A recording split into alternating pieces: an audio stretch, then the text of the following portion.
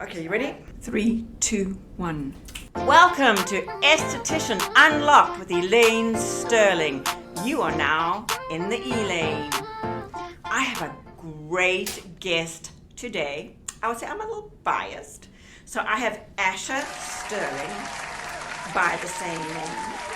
She is so passionate about health, nutrition, and wellness. Asha has spent over 15 years on a health, fitness, and nutritional journey. So I want Asha to tell you a little bit about herself. Okay, well, first of all, thanks, Mom, for having me on here. This is so much fun. So I want to start off by saying that I'm not a nutritionist or a dietitian, but I've spent many years learning about health because it's always been a passion of mine.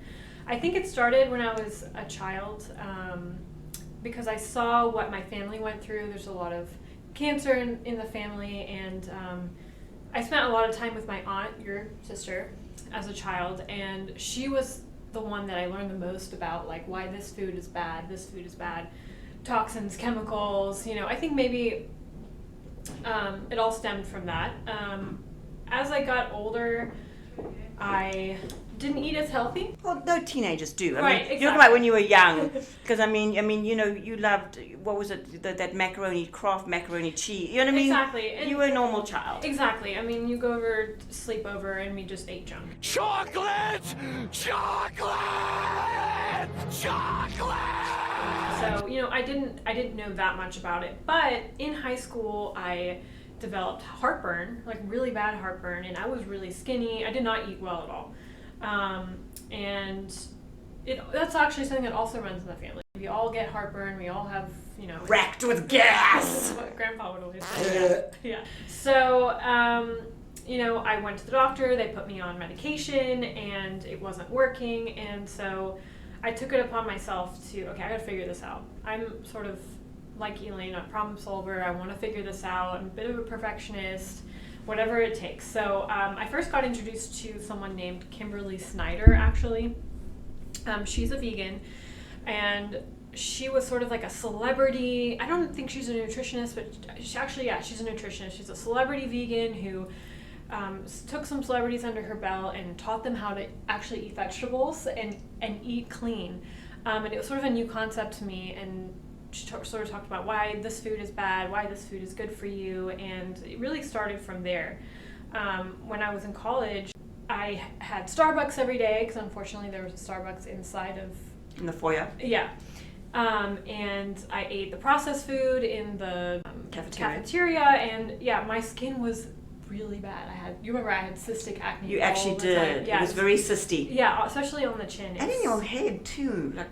I get it to your hairline. on my underarms. Yeah. Yeah, it was very strange. So, as soon as I learned about dairy, which I learned about that from Kimberly Snyder, I immediately cut it out, and the cystic acne went away for the most part.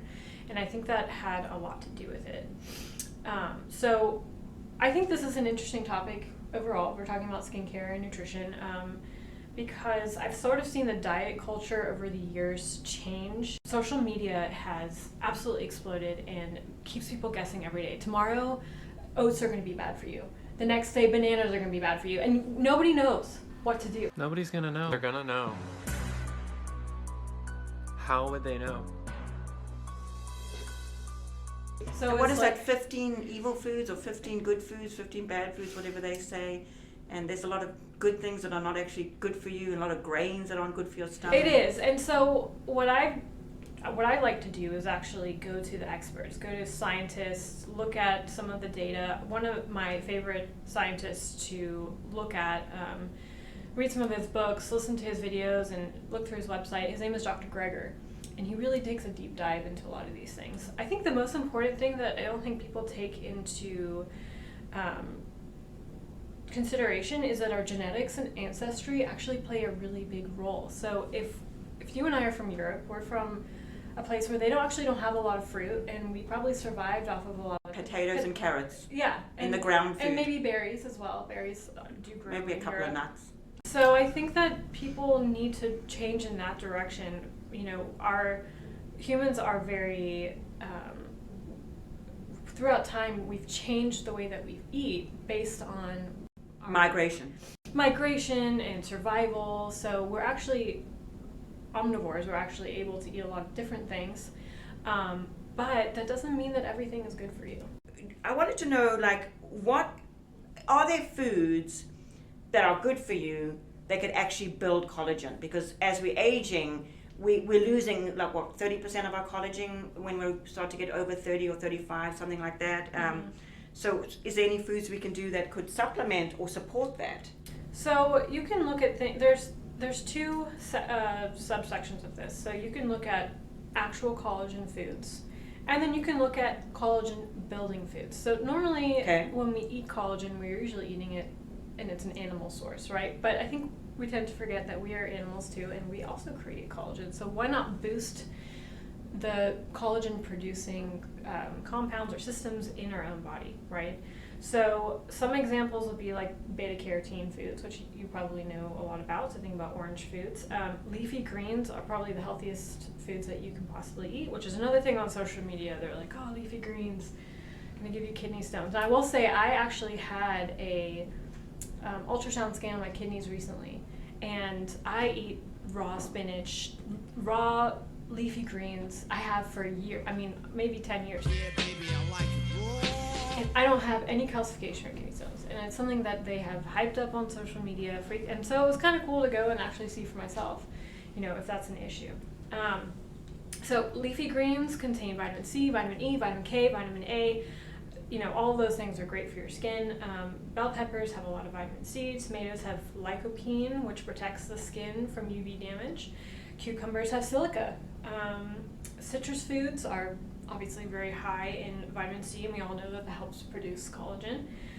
Beans are really high in amino acid and zinc. Okay, so that's awesome. So we learned about foods that have collagen, which would be animal-based, and then foods that boost your body's own collagen, which would be the plant-based. And you can also get marine-based collagen that come from algae as well. Okay.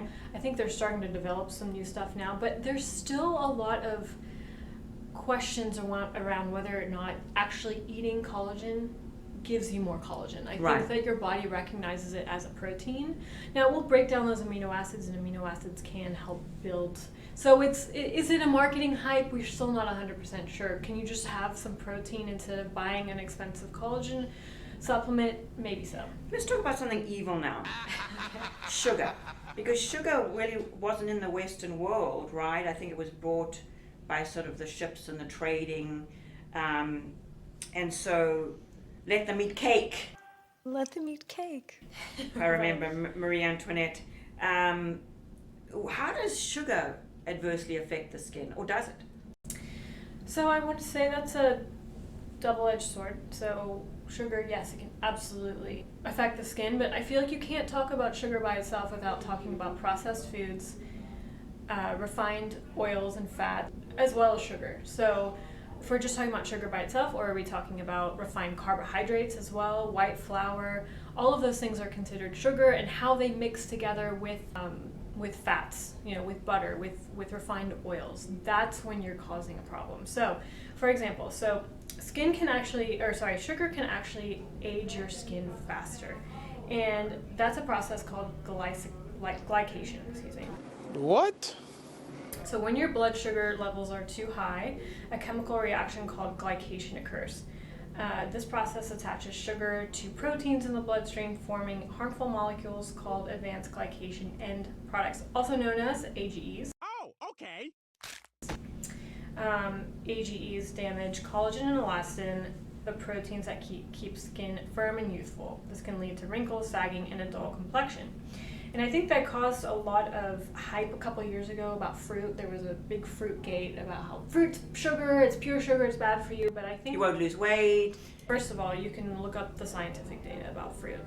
And the reason why fruit is really not that bad for you is because it's a whole package. It's got fiber in it, it's got all these vitamins and minerals. So your body actually has to break it down, right? It's not processed sugar.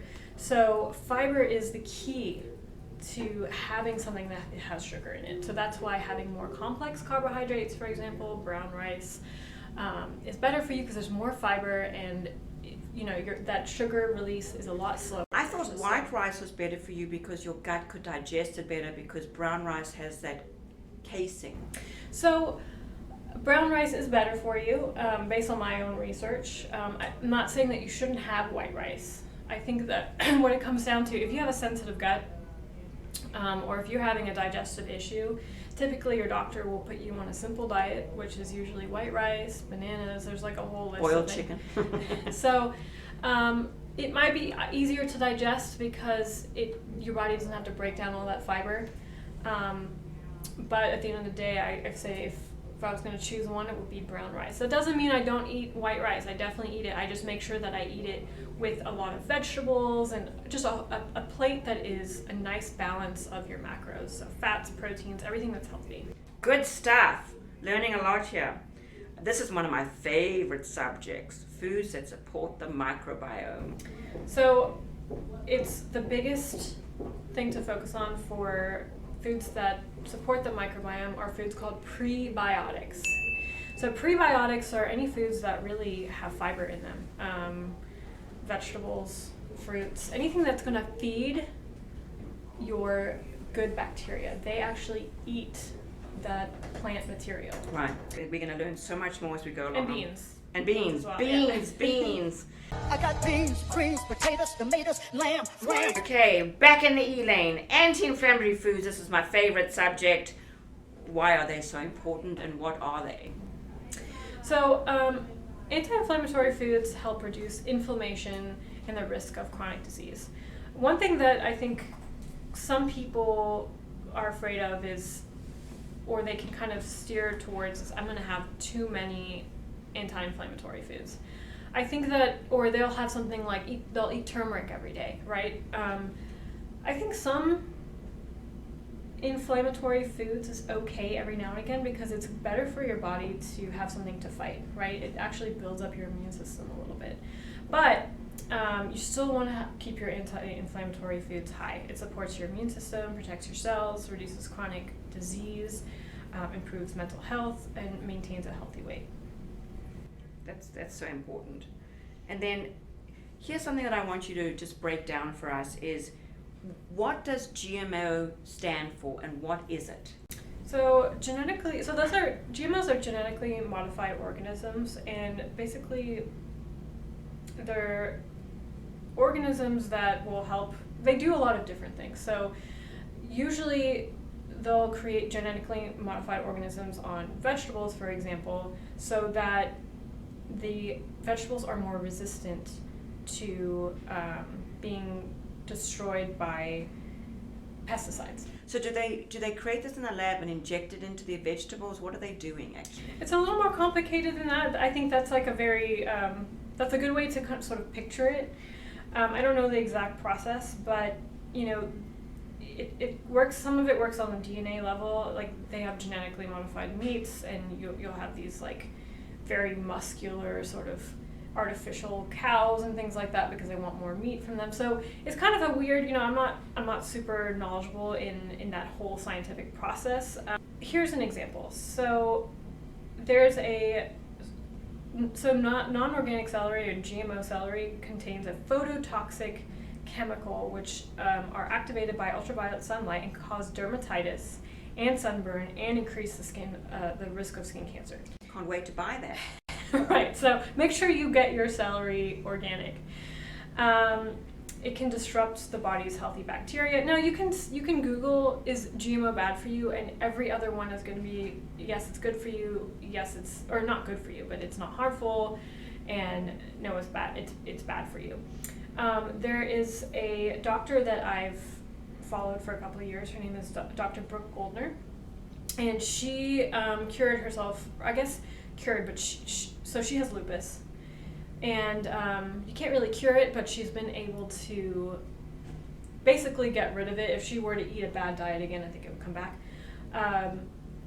And when she started her journey, she didn't have money to buy organic vegetables, so she ate GMO vegetables, and she still cured herself. So I think that there's a big fear around it. I do think that we should still be very careful and at least choose from the dirty dozen, you know, stay away from the dirty dozen, which you can, you can Google. That's what it was, the dirty dozen. I said the naughty 15. Oh, and the clean 15. The clean 15 and the dirty dozen. I know, and that's a real thing, but I think we not need to overreact about it, especially if it's budget constraining. If you're eating a vegetable over eating cake, and it's a GMO vegetable, I think you're still on the right path. It's still better to buy organic, obviously, but GMOs, I think that's still, there's so much money around it that are we ever going to get the real science around it? I don't know. Sometimes I'm a bit of a conspiracy theorist, but I think that it's still something that we need to help ourselves. So where possible, try non-GMO, but it's it's still going to be better for you than processed candy bars or whatever. Yeah, that's what I would say. So where are the best places to shop? Actually, I think anywhere. I think you could go to Kroger, Publix, Aldi's, Whole Foods, Sprouts, wherever you want to go, you're going to find all the foods. I would say it's not really about where to shop, it's about how to shop in the grocery store. And I'm sure that everyone knows about the saying about, shopping on the boundary and not so much in the middle. I've never heard that. Okay. Shopping on the boundary, not so much... On the perimeter, yeah. I've never heard that one. Yeah, so more of the fresh vegetables and things like that. Because all the dairy and all of the... Exactly. The yogurts, the and then and the yogurt. and then the fruits and veggies, and in the middle is all of the box processed foods, the cookies and the crackers and the potato chips and things like that. That is an awesome thing. So shop in the boundary, not in the middle. I like that. And then you're obviously a vegan, right? Yeah. And it's I'm not a vegan. I'd love to be a vegan, but I just can't. But I think that what somebody also told me is that have more in your think, even if it's a metaphysical compost heap, more stuff that goes in the compost heap that goes in the trash can. Exactly. Right? So things that are like really all wrapped in boxes and plastic and things like that. So I think that more fresh fruits and vegetables, and then a Mediterranean diet, If I were to go off the street right now, just pick someone off the street right now and recommend something to a random person, it would 100% be the Mediterranean diet. I wouldn't go die hard and try to convince someone to go vegan because it's not an easy thing to do. And I just don't think I would get a really positive outcome if I tried to, So if I was going to tell someone, look, this is the healthiest diet, Mediterranean, I think my diet, even though it's vegan, it is basically Mediterranean minus the fish. Anyway. Because you're using all the good oils, the olive the and fresh the fruits and the vegetables and the fresh grains and Yeah, it's really hard. I think I was watching something the other night, and they talked about how we actually have a lot of plastic in our bodies as well, from the water bottles and the things that used to have the microplastics. BPA. Yeah, that's becoming another. I think every generation has some sort of health problem, and I think our generation is going to be microplastics. Back in the day, it was lead. You can go back and look through history and see all the different things that we didn't know was a problem, household items, and I think today is going to be microplastics. So those Tupperware ladies and those Tupperware parties, they poisoned us. This has been great. Asha, is there anything else that you feel like you wanted to share? Well, I guess some people to follow and to listen to. I think that one tip I would give people is if you want to stay healthy, consistency is to sort of surround yourself in a micro way, in a small way, with things that are going to help encourage you. So, when I get in the car, I like to listen to podcasts that are surrounded around health. I like to split it up. Sometimes it's more about philosophical things, or it's a book I'm listening to, but I make sure that every day I'm listening to something to do with health because it keeps my motivation going and as a reminder. And I think also just looking into your own genetics. There are a lot of 23andMe. We just did one called sequencing. Right, so I'm waiting for my sequencing. I think I'm almost at the end. They have like some steps so that I can kind of see what I'm predisposed to. I know I'm predisposed to cancers, but there's maybe some other things that we're going to look at. Yeah, and it actually gives you, what I like about sequencing versus 23andMe is that it gives you reports on recommended diets. Oh. Yeah. That's best for your DNA. Genetics, exactly. Genetics. Yeah. Then some people to listen to, I mentioned earlier, Dr. Greger, he owns nutritionfacts.org. So you can learn about all the things we talked about today. I'm sure he has a subject on it. There's also Dr. Drazy Day. She's a dermatologist and also a vegan. She talks about skin all day long. That's her passion. I talked about Dr. Brooke Goldner. She's a vegan who basically cured herself of lupus. And then there's another person, she's not a vegan, her name's Stacey Sims, and she really helps women specifically get healthy, and she talks about your hormones, and of course all those things are related to your skin. So even though I'm talking about skin that much, if you have a healthy skin after eating healthy, I mean, it goes hand in hand. You know, I always say that, because I deal with so much skin analysis, obviously being an esthetician and an esthetician instructor, that, you know, the skin is a roadmap to what's going on in the body. And, you know, you talk about your health issues, and now I'm in a new stage of my life where I'm 56, and I just did a bunch of blood tests, so we see where I'm at with my hormones, but I'm definitely either menopausal or going into postmenopausal because I had my ovaries removed in my 40s. And so I'm dealing with a whole bunch of other things now that I'm getting older, and I can feel that my skin is getting so much drier. Like this year, more than any other year, how much drier the skin is, the hair, more hyperpigmentation just from those hormonal fluctuations. Right. So you know, it's really important, I think, to be healthy, and to really realize that the skin and the gut and the health connection is all one. We can't do these incredible facials and microneedling and dermaplaning and then go and eat cheeseburgers. Right. You know, now I'm all about a cheat day, and I think you are too. Yeah, absolutely. But it's what I do love about this subject, I think, is that, you know, before we just accepted things, and now like we're learning and we're turning the packets around and the boxes, and we're making decisions. Remember when we were in South Africa, they graded the processed food. Remember I picked up my favorite flavored chips, potato chips. I think I got a D or something. Exactly, yeah. So now they're grading the food, which makes it easier, and then I could make an informed decision, and I didn't buy the chips. Exactly, yeah. I wish they would do that here in America. You know, because you don't always have time, and the writing is so small, and so that chip packet got a D. And then I was like, okay, well, I don't need it that badly.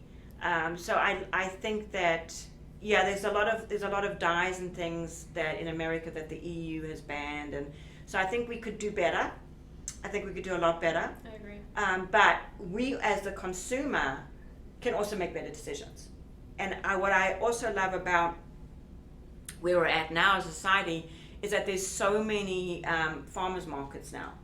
Because if you buy local and you eat local, you're actually buying food that's grown out of your area's ground. Exactly. Which I also think is important. I mean, Asha and I could talk all day about this, and I'm so appreciate her coming on today. And I could leave them with a quick shopping list. yes, let's go with the shopping list. Okay, everybody get your notepads out. So I would say to put on the top of your list, please put cruciferous vegetables. Crisco? Did you say Crisco? I did not say Crisco. What did you? Cruciferous vegetables. Crucifers, okay. Cruciferous. So if you think about like Cruciferous. a cross, yeah. So those would be your kale and your cabbage and your broccoli, those type of things. You can look up a whole list of cruciferous vegetables online. Brussels sprouts. We love Brussels sprouts.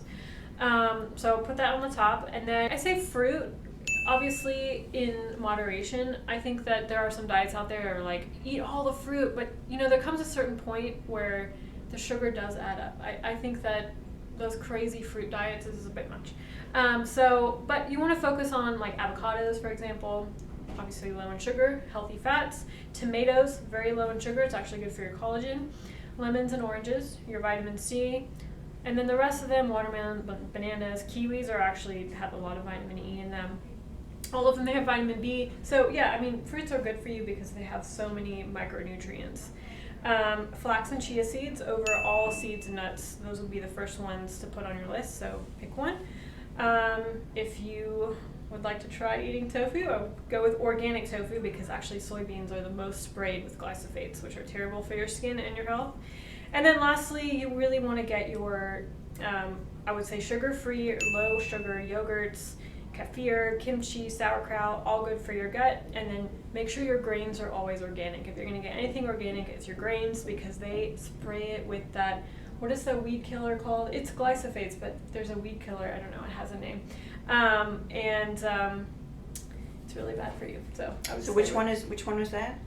grains. Grains. Grains. They Definitely. they spray it with the weed killer. Yes, glyphosates. Yeah.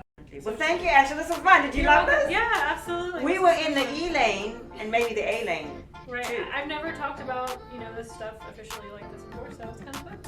Well, I appreciate having you on. Well, and remember to watch or listen to our next episode. We're having them regularly, and everything about esthetician, about health, esthetician unlocked, and you're in the E lane. And we'll see you next time.